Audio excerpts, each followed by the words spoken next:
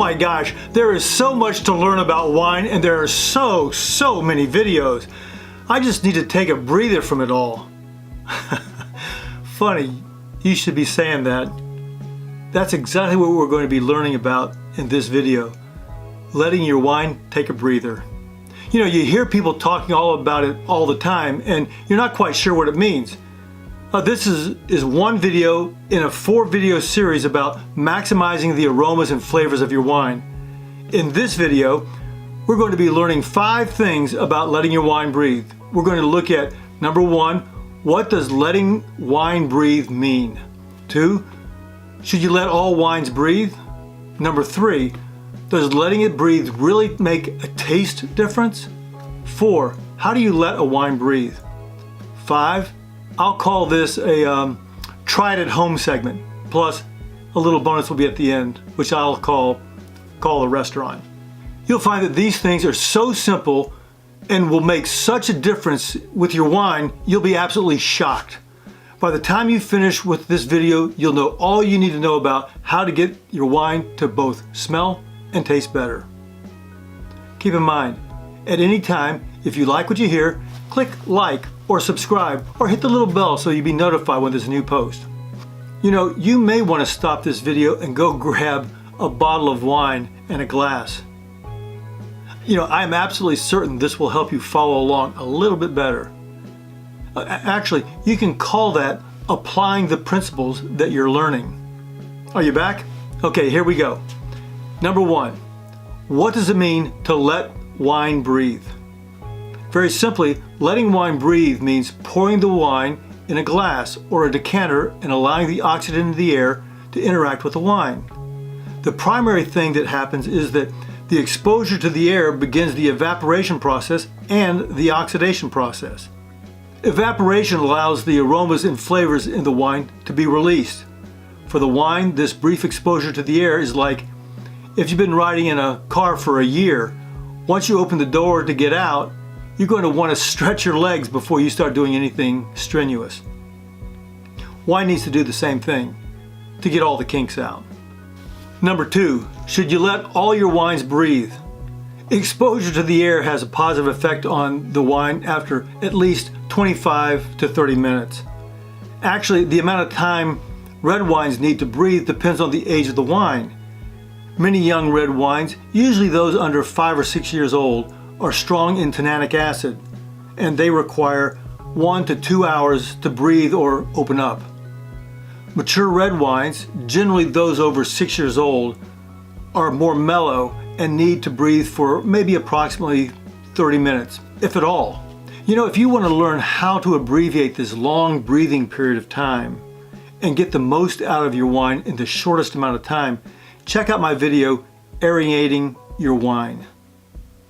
Back to breathing. White wines should be stored and served at a cooler temperature than red wines. Actually, if you want to learn more about the temperature to store your wines, you should check out my video, How Long Can You Keep an Open Bottle of Wine? Okay, back to breathing. Opening the bottle and letting your white wines warm up several degrees from the refrigerator will let the aromas and the flavors open up.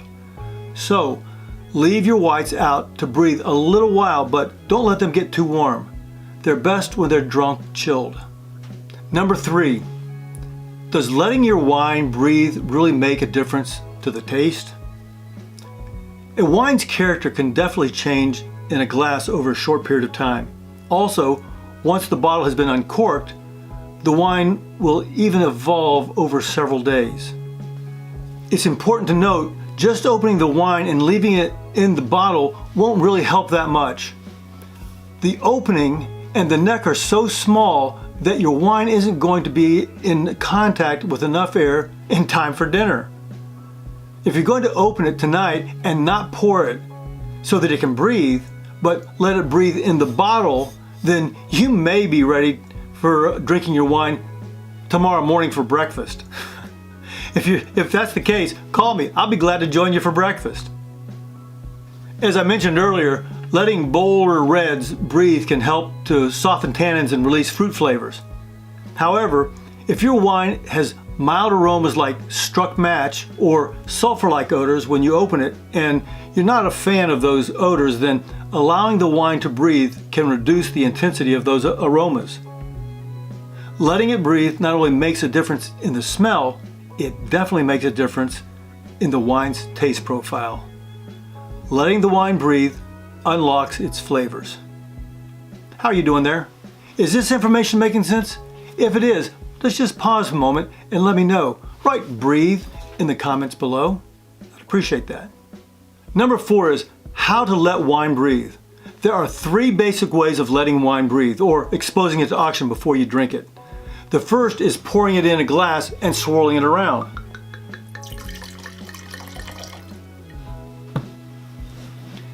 As the wine goes up the side of the glass, you increase the surface area that's in contact with the air, and it allows the wine to open up more quickly. The other 2 ways are aerating the wine and decanting the wine. Aeration is basically using a device to allow more air to get to the wine. Decanting your wine is using a decanter, which is a type of specialized pitcher designed to accelerate the breathing process. You might want to check out my videos on each of these methods. Those videos are called Aerating Your Wine and Decanting Your Wine. I know you'll find those helpful. Number 5 on our agenda is try this at home. I'm sure you've seen product warnings on TV that say, this enactment or reenactment you have just seen was done by a professional. Do not attempt this at home. We're getting ready to conduct some wine research. It may be necessary for you to open a bottle of wine or 2. I'm suggesting that either right now or in the future, you try this, what we're getting ready to do, try this at home. The research is real simple. Pour your wine into the glass. Take a couple of sips of wine, and for a second, think about what you just tasted. Swirl the wine and take another sip. Write down or make a mental note. Did you notice any difference in the wine? Now at this point, let the wine sit for 5 more minutes. Then swirl the wine. Take several more sips and write down or make mental note, what's the difference in the wine? Now, let the wine breathe in the glass for 30 more minutes. That may be tough for some of you all. Then after that 30 minutes, swirl it and sip. And make your notes. Was there a difference in the wine based on how long it had been open or in the glass? I think you'll be pleasantly surprised in the difference it makes allowing the wine time to breathe. Now, it may be a good idea for you to include several research assistants to conduct this study with you. It's never a bad idea to discuss your findings with others. You could even broaden your research out by analyzing your wine along with maybe analyzing several different cheeses. Regardless, enjoy your research and let me know how it turns out.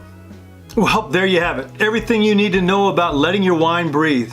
Well, almost everything. Hang in there for the quick bonus at the end. Call the restaurant. But first, thank you so much for investing the time to watch this video. As we get ready to wrap this up, I just want to make sure that if you're looking for some wonderful wines, check out my website in the description below. And don't forget to enter your discount code ASTIWines at checkout. Again, the discount code is ASTIWines. Are you ready for the bonus? This is a little trick of the trade. I understand that this may not be for everybody and you won't necessarily do this every time you go out to dinner, but this is something you can do to maximize your dining experience. Now the assumption is you want your wine to be ready for you and you don't want to wait for it to open up. Basically, you want it to breathe before you drink it. Simply speaking, to do this, call the restaurant. Here's how it works. You've got a reservation at a restaurant. Sometime before you go to the restaurant's website and check out the wine list. Decide on what you're going to drink before or during dinner. Anywhere from 30 minutes to a couple hours before your reservation, call the restaurant. It makes no difference whether you call them from your house or from your car. Call them and order your wine. Oh, also, plan to give your credit card information at that time. Typically they won't use the credit card right then. They'll wait until after dinner, your entire bill, before they'll charge the credit card. Actually, this is kind of cool. When you get to the restaurant or table, the waiter is expecting you, plus your wine will be ready for you also. As a side benefit, the person or people you're with will appreciate the added touch.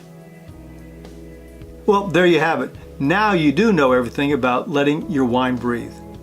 Thanks for watching, and don't forget to hit subscribe and ring the little bell to be notified when I post new videos every Tuesday and Friday.